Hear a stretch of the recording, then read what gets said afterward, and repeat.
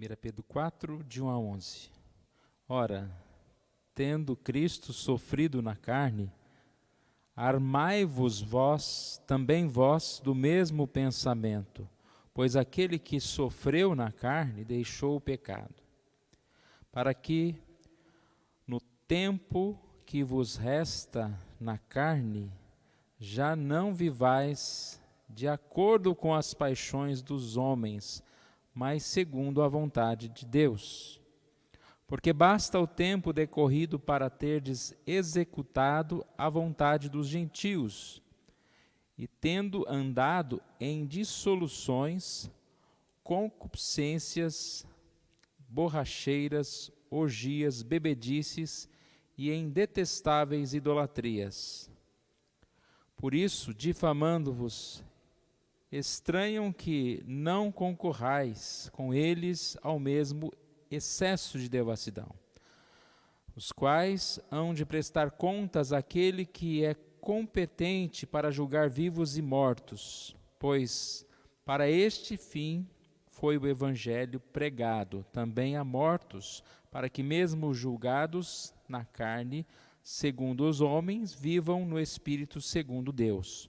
Ora, o fim de todas as coisas está próximo. Sede, portanto, criteriosos e sóbrios a bem das vossas orações. Acima de tudo, porém, tende amor intenso uns para com os outros, porque o amor cobre multidão de pecados. Sede mutuamente hospitaleiros, sem murmuração, servir uns aos outros, cada um conforme o dom que recebeu, como bons dispenseiros da multiforme graça de Deus. Se alguém fala, fale de acordo com os oráculos de Deus. Se alguém serve, faça-o na força que Deus supre, para que em todas as coisas seja Deus glorificado por meio de Jesus Cristo, a quem pertence a glória e o domínio pelos séculos dos séculos. Amém.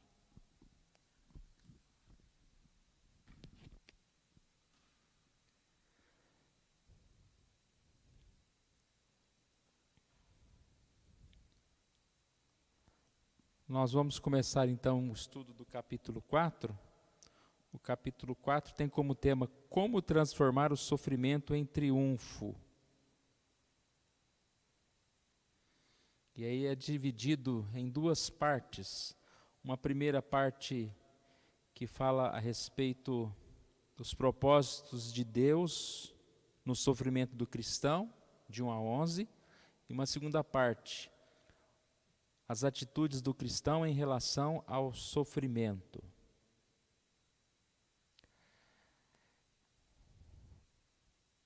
Já que, tirando uma parte que eu acredito que é um resumo do que nós vamos falar, no versículo 1 diz: pois aquele que sofreu na carne deixou o pecado.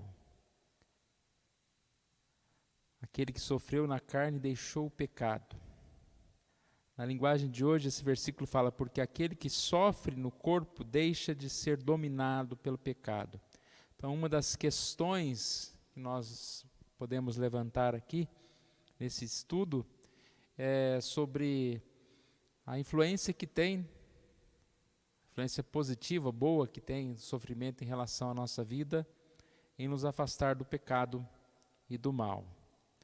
Os irmãos perceberam que os versículos, eles são, de certa forma, um pouco complexos, né? Então, se a gente demora um pouquinho mais, é porque há muita coisa, né, para se explicar. Eu não pretendo demorar muito, mas também não vamos correr, como eu sempre digo isso, né? Não vamos correr, principalmente nessa parte aqui. Nós vamos, no máximo, hoje, de 1 a 11, mas talvez a gente pare um pouco antes. O tema sofrimento, ele é muito importante.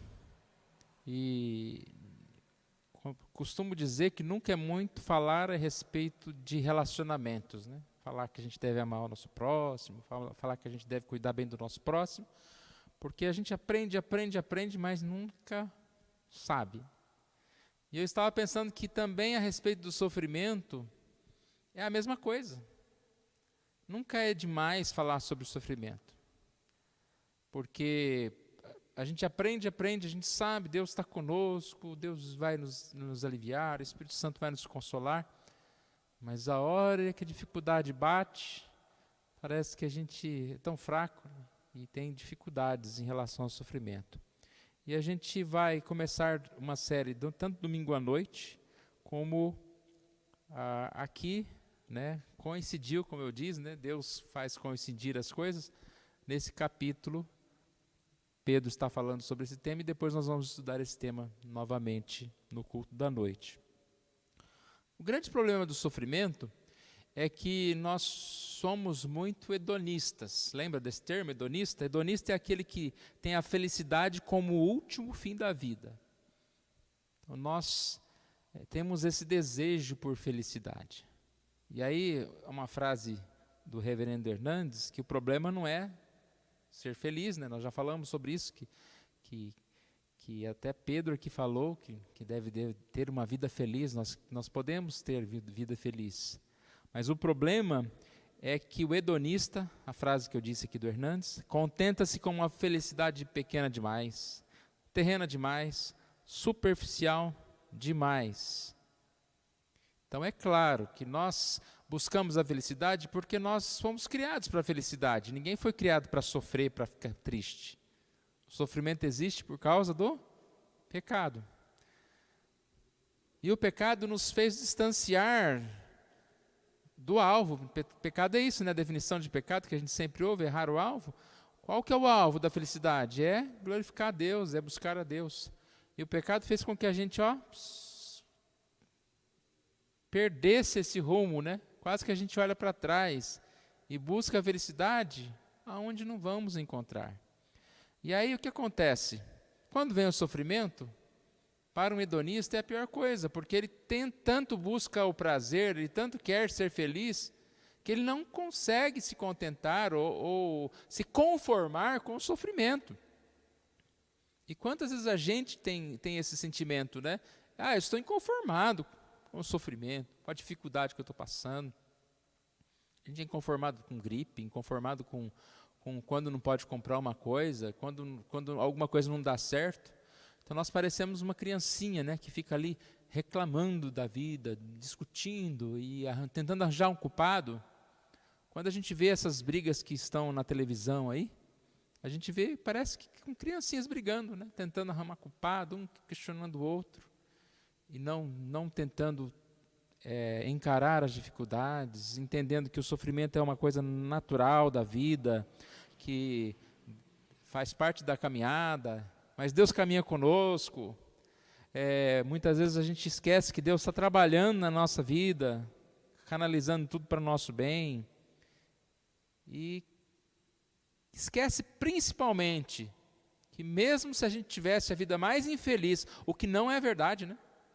A nossa vida, se a gente for analisar, ela é muito boa, nós temos tantas coisas, mas mesmo se a gente tivesse aquela vida mais infeliz do mundo, ainda a gente poderia dizer, sou grato a Deus por ter a salvação, por ter Jesus, por ter a real felicidade, que a real felicidade está no Senhor.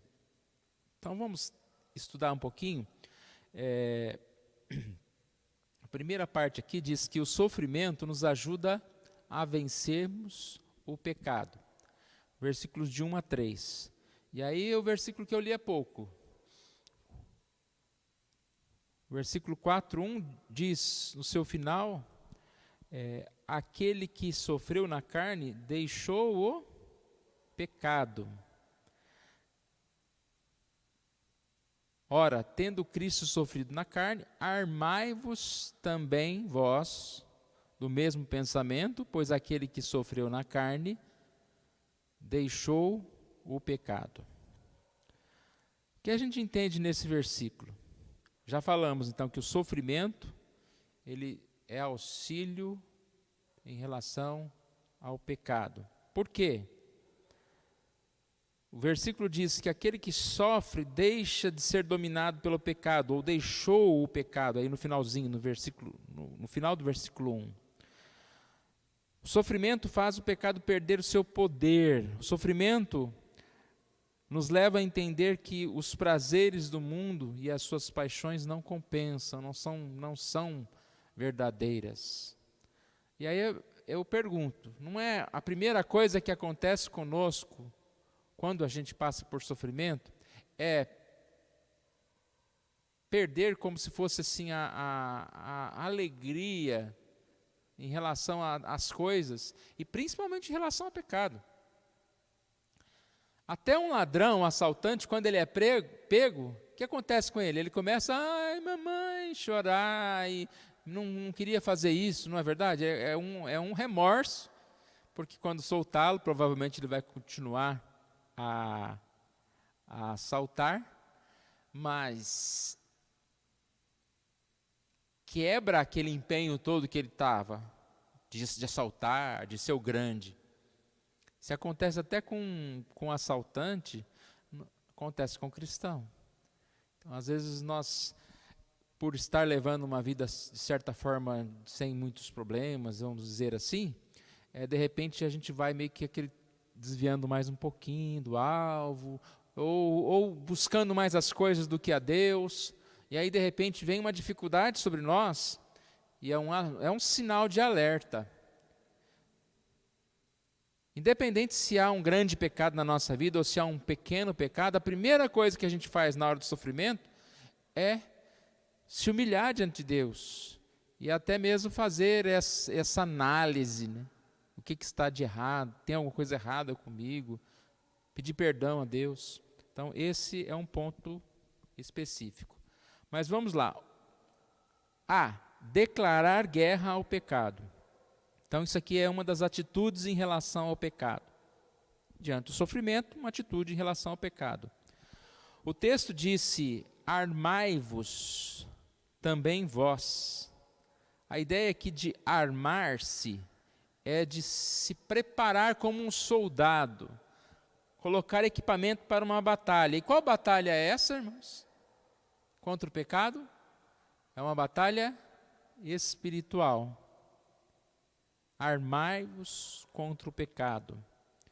E nós sabemos que nessa guerra espiritual, nós precisamos e dependemos de Deus. Tem uma passagem em 2 Coríntios 4, 2 Coríntios 10, 4 a 5, que diz, na linguagem de hoje, as armas que usamos na nossa luta não são deste mundo. São armas poderosas de Deus, capazes de destruir fortalezas. E assim destruímos ideias falsas. Na revista atualizada, diz que as armas não são carnais, mas são poderosas em Deus para anularmos sofismas, destruirmos fortalezas e levarmos todo pensamento cativo à obediência. Ou seja, as armas espirituais, elas tiram o nosso orgulho, nos deixa humildes.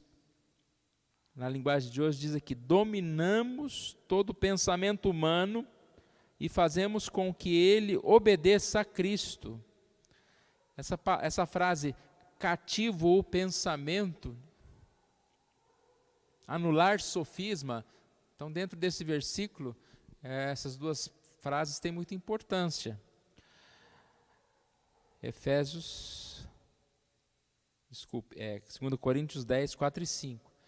Tem muita importância porque anular esses sofismas, as ideias que tentam nos convencer de que o pecado não é ruim ou de que nem é pecado, anula isso.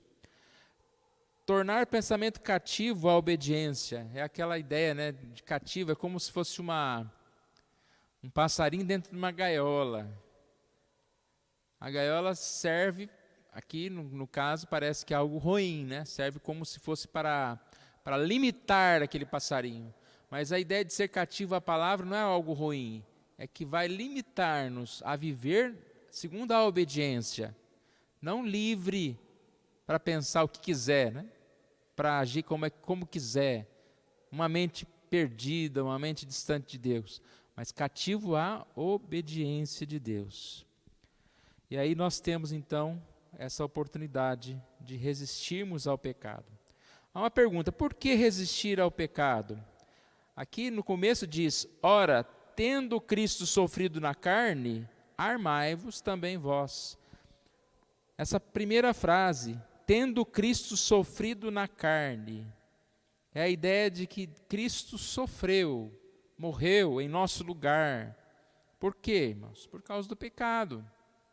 E aí no comentário que nós estamos estudando, diz, como terei prazer em algo que levou Jesus a sofrer a morte na cruz? Então a gente não percebe a gravidade do pecado quando esquece que foi por causa do pecado que Jesus teve que entregar a sua vida, e para que nós pudéssemos distanciar do pecado. No comentário ele faz uma afirmação aqui, coloca uma frase mais dura ainda, dizendo que se um criminoso cruel esfaqueasse meu filho e o matasse, duvido que eu guardaria a faca em uma redoma de vidro na estante da sala. Então, ele está se referindo a Jesus que morreu, e como nós vamos adorar alguma coisa que levou à morte de Jesus? Nós deveríamos e devemos distanciar. João diz lá em 1 João 3,6 que aquele que permanece em Cristo não vive pecando. Todo aquele que pratica o pecado procede do diabo. É o versículo 8, 1 João 3,6, depois versículo 8. Então, nesse primeiro ponto, a gente entende que nós temos que tomar uma primeira atitude em relação ao pecado, declarar guerra ao pecado.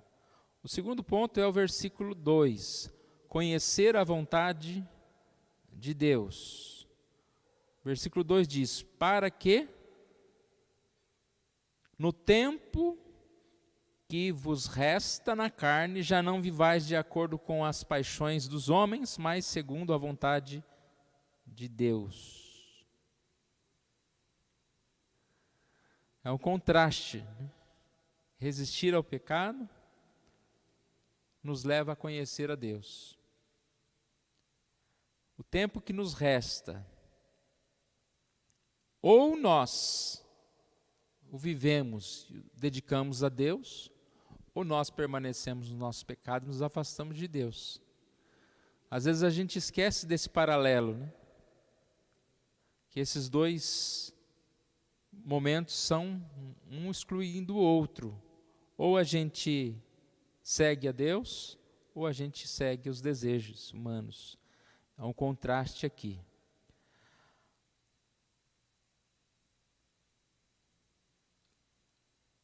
O ponto C aqui, não ter saudade do passado. Versículo 3. Porque basta o tempo decorrido para teres executado a vontade dos gentios, tendo andado em dissoluções, concupiscências, borracheiras, orgias e bebedices, e em detestáveis idolatrias. Qual a nossa reação em relação ao pecado? Primeiro, declarar guerra. E aí, buscar conhecer a vontade de Deus. E esse ponto 3 aqui é não ter saudade do passado. Eu achei aqui interessante que às vezes a gente lê esse versículo, basta, não sei se foi só eu que já li esse versículo e tive essa conclusão, né? Não sei como os irmãos pensam a respeito desse versículo, mas às vezes eu li esse versículo como se fosse assim, ó, basta o tempo que você já viveu para a carne, ou seja, é um tempo já mais do que suficiente, né? Como se você já tivesse aproveitado a vida. Agora vamos servir a Deus. Isso não é um pensamento certo, isso é um pensamento humano. Porque se a gente fala, não, basta o tempo que você já viveu, como se você estivesse pensando numa coisa boa, você vai estar sempre querendo voltar àquilo. Quando ele diz aqui, basta o tempo que você tenha decorrido na carne, na verdade, ele quer que você lembre do sofrimento desse tempo. Porque se até hoje a gente lembra do tempo que a gente viveu na carne, sem pensar num tempo ruim, que foi um tempo ruim, que foi um tempo de coisas detestáveis, como está aqui no final, alguma coisa errada está com a gente, ele não se converteu ainda. Então ele fala, olha, vocês já viveram um tempo, e esse tempo já cessou. E aí ele diz então, que nós podemos resistir ao pecado lembrando da nossa escravidão do passado e da diferença depois em que nós nos convertemos, da grande redenção da nossa vida. O cristão não pode ter saudade do seu passado. E aí tem uma lista, né? Nós não vamos demorar aqui nessa lista, vou tentar falar uma frase de cada palavra, de soluções, atos incontidos, qualquer tipo de descontrole. Então, lembra que eu estou falando de um tempo antes de Cristo, tá? Como que é o homem sem Cristo? Nós, como pecadores, às vezes, vamos cair nos pecados aqui. Mas não pode ser uma constante da vida nossa de solução, certo? Então, vamos lá. Dissoluções, descontroles, concupiscências, é a ideia de desejos perversos. Borracheiras. A palavra borracheira está relacionada a transbordamento de vinho, ou seja, está falando de excesso de bebida. Orgias. Orgias está relacionada a procissões que tinham na época, noturna, de desordem. As pessoas saíam pelas ruas lá nas suas procissões, é como se comemorando ao deus Baco, ao deus do vinho, e etc. Vamos dizer que seria uma balada de hoje, né? Um inferninho, uma reunião noturna aí que se faz por aí, chamada de orgias. Bebedices. Bebedices é bebedices, né? Uma festa onde se reúne com outras pessoas, né? Bebedices dá a ideia de plural, como se fosse um lugar que serve bebidas e que você está lá. E no comentário diz que não necessariamente que você se exceda em bebedice, que você esteja bebendo, mas só de você estar num local onde há bebedice, há essa ideia, que você vive nessas bebedices, né? Coisas detestáveis idolatrias. Idolatrias, ídolo, é tudo aquilo que a gente coloca no coração, no lugar de Deus, né? Qual que é o nosso desejo maior? Então, se a gente coloca qualquer coisa, isso se torna detestáveis idolatrias. Então, a gente vai passar para o segundo ponto. Esse primeiro ponto, falando a respeito de sofrimento, de pecado, lembramos então que o sofrimento, uma das coisas que, digamos assim, que seria uma qualidade ou algo bom que pode nos ajudar no sofrimento, é que ele como se tirasse o sabor do pecado. E aí nós podemos seguir essa lista. A partir daí declara guerra contra o pecado, buscar conhecer a vontade de Deus e não ter saudade do passado, seguir em frente. Ponto 2, o sofrimento nos ajuda a testemunharmos de Cristo, de 4 a 6. Então, primeira parte aqui. O testemunho do cristão produz estranheza nos ímpios. 4:4. Por isso, difamando-vos, estranham que não concorrais com eles ao mesmo excesso de devassidão.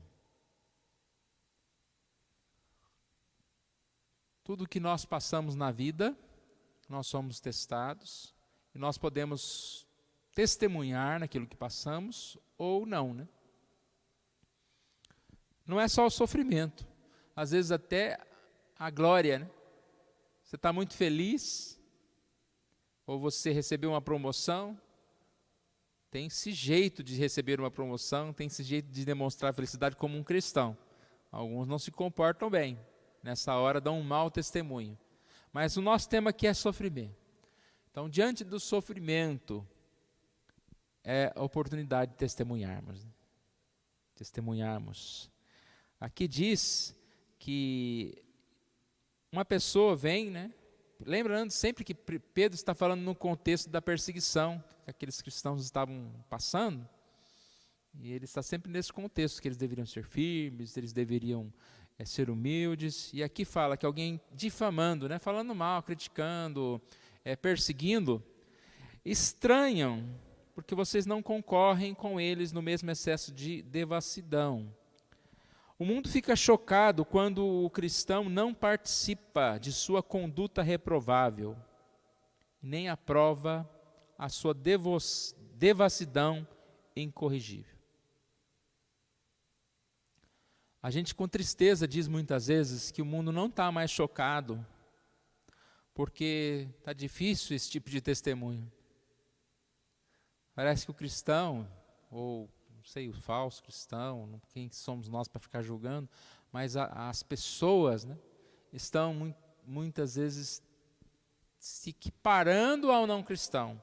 Exemplos aqui de conduta. Para o ímpio, falar palavrões, contar piadas imorais, embriagar-se, assistir filmes adultos, ter comportamento imoral, faz parte da vida. E o ímpio não consegue entender como o cristão não aprecia estas coisas. Então é o que eu disse, né? O ímpio estranhar. Nossa, vocês não falam palavrão, vocês não contam certas piadas, vocês não se embriagam como a gente. Isso é testemunho. Os amigos não salvos ficam surpresos quando o cristão se recusa a participar das coisas que eles participam. E aí vem a parte do sofrimento. Além de nós darmos esse testemunho de não ser como o mundo é o que nós devemos dar, né? Se não estamos dando, estamos errados. Vem a parte do sofrimento, que mesmo sofrendo, nós podemos dar esse testemunho cantando, sendo alegres, adorando a Deus e até mesmo agradecendo a Deus diante das dificuldades que nós passamos e enfrentamos. Temos alguns exemplos aqui. Exemplo de Jó. Jó, na sua dificuldade, diz o Senhor Deus, o Senhor tomou. Bendito seja o nome do Senhor. Jó 1:21, né? Quando ele perde seus filhos, seus bens. Um exemplo bem conhecido de Paulo e Silas na prisão, sendo açoitados, cantavam, louvavam a Deus à meia-noite. E a gente realmente fica imaginando eles presos, mas a cabeça não estava presa, eles não estavam nem lembrando, nem pensando naquilo. Acho que estavam dando graças a Deus porque ficaram juntos, né? Mesmo que presos. E esse ato aqui de Paulo e Silas, que está em Atos 16, 25 a 34, foi um testemunho tão grande que levou à conversão, trouxe a conversão do carcereiro, né, da sua família. E nós temos outros exemplos, vários exemplos, como Estevão, o próprio Jesus pregado na cruz com palavras de amor. E é um testemunho que nós podemos dar. Produz estranheza, mas é o testemunho que nós damos. Ponto B. Os ímpios terão de prestar contas a Deus. 1 Pedro 4:5. Os quais hão de prestar contas àquele que é competente para julgar os vivos e os mortos. Então, aqui só fala sobre o julgamento, né? O julgamento, enquanto que os ímpios vivem da forma que bem entendem, vão entrar em juízo, ser julgados por Deus. Todos nós seremos julgados, né? Mas nós somos perdoados em Jesus, nós somos abençoados em Jesus. E agora o versículo 6. Com a morte não tem a última palavra na vida dos cristãos. Então, enquanto os ímpios serão julgados, e a morte é a última palavra na vida deles, eles serão julgados e condenados, na vida do cristão, a morte não tem a última palavra. E aqui vem um versículo, novamente, daqueles difíceis de se entender, mas depois que a gente, de certa forma, compreende uma interpretação aqui, fica mais fácil. 1 Pedro 4:6. Pois para este fim foi o evangelho pregado também a mortos, para que, mesmo julgados na carne, segundo os homens, vivam no Espírito segundo Deus. Se a gente ler esse texto separadamente, a gente vai entender ali que o evangelho foi pregado a mortos, pessoas mortas, não é? Parece isso.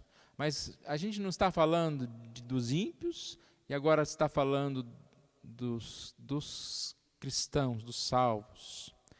E há uma forma bem prática de se entender. Eu não vou entrar como a semana passada, em vários pensamentos, fulano pensa isso, fulano pensa aquilo, eu já vou direto a uma forma mais simples de se explicar.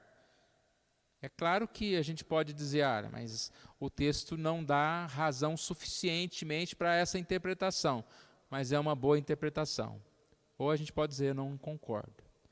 O que a gente não pode querer afirmar é que por causa de um versículo ou outro, a Bíblia se contradiz. Então a gente sabe que não tem como pregar a morto. Morreu, ou está com Deus, ou está em juízo. Certo? E então a gente tem que entender esse texto de uma forma diferente. O que Pedro está falando? Muitas pessoas morriam, muitos cristãos, porque estava acontecendo uma perseguição. E eles morriam com Cristo, estavam com Cristo. Eles morriam por quê? Porque eram perseguidos pelos ímpios, certo? Então, vamos tentar voltar aqui, e ler de forma diferente. Porque para este fim o evangelho foi pregado também aos mortos, ou seja, aos que já morreram. Então a ideia dos mortos aqui é como se a gente falasse aqui, vamos falar sobre a igreja do Jardim Maringá. O evangelho foi pregado aos mortos. Quem que são os mortos da igreja presbiteriana do Jardim Maringá? Aqueles que já passaram por aqui. Foi pregado ao Sr. Gretz, foi pregado a esse, foi pregado àquele. Nesse contexto que ele está falando, aos que já morreram, o evangelho foi pregado. E aí a gente segue. Para que mesmo julgados na carne, segundo os homens, vivam no Espírito segundo Deus. O que significa esses julgados na carne segundo os homens? Eles foram mortos por ímpios que julgaram os maus. E quando aquele ímpio matava, julgava alguém, condenava um cristão, o que ele estava achando? Que ele estava dando uma sentença final. Aqui você está morto, eu acabei com você. E poderia surgir aquela ideia, aí seus crentes, vocês não falaram tanto, aí, mas nós matamos. E o que Pedro está dizendo é que eles mesmos julgados na carne, olha aqui essa ideia de julgados na carne aqui, o julgamento feito na carne, a interpretação aqui, o julgamento a respeito desse mundo, na carne, e não o julgamento de Deus. O julgamento que conta é o julgamento de Deus. Tem uma frase aqui que fala também da carne, daqui a pouco eu chego nela novamente, eu vou daqui onde eu estava em diante. Então essa é a ideia. Pedro está falando para aquelas pessoas, de certa forma confortando aquelas pessoas, que os que morreram, que já tinham ouvido a pregação, eles estavam com Deus.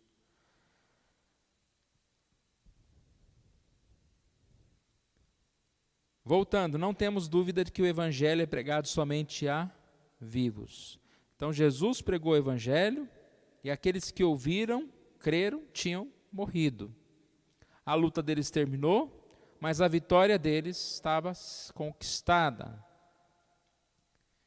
Da mesma forma que aqueles, nós também somos julgados pelos homens.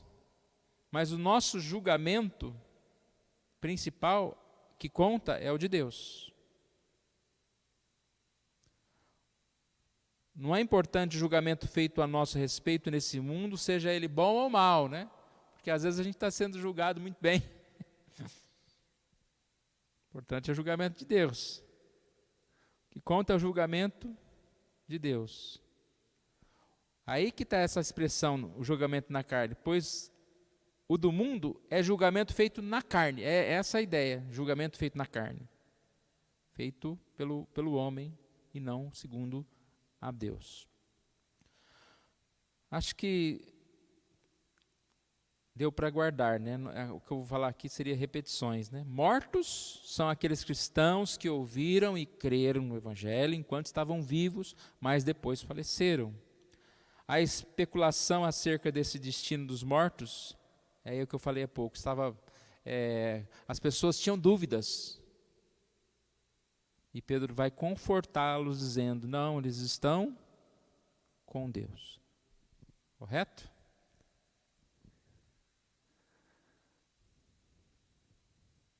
Vamos só mais um pedacinho aqui. Ponto 3, versículo 7. O sofrimento nos motiva a aguardarmos a segunda vinda de Cristo. Ora, o fim de todas as coisas está próximo. Sede, portanto, criteriosos e sóbrios, a bem das vossas orações.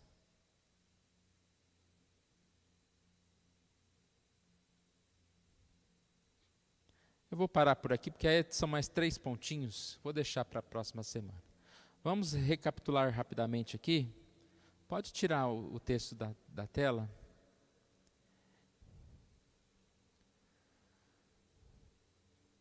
O quanto as coisas que vêm sobre nós em forma de sofrimento servem para nos ajudar. É isso que nós vamos estudar um pouquinho nessas semanas. E hoje nós vimos que o sofrimento ele vem para nos convencer do mal, do tanto que somos maus, e para que a gente tome mais e mais no caminho de Deus.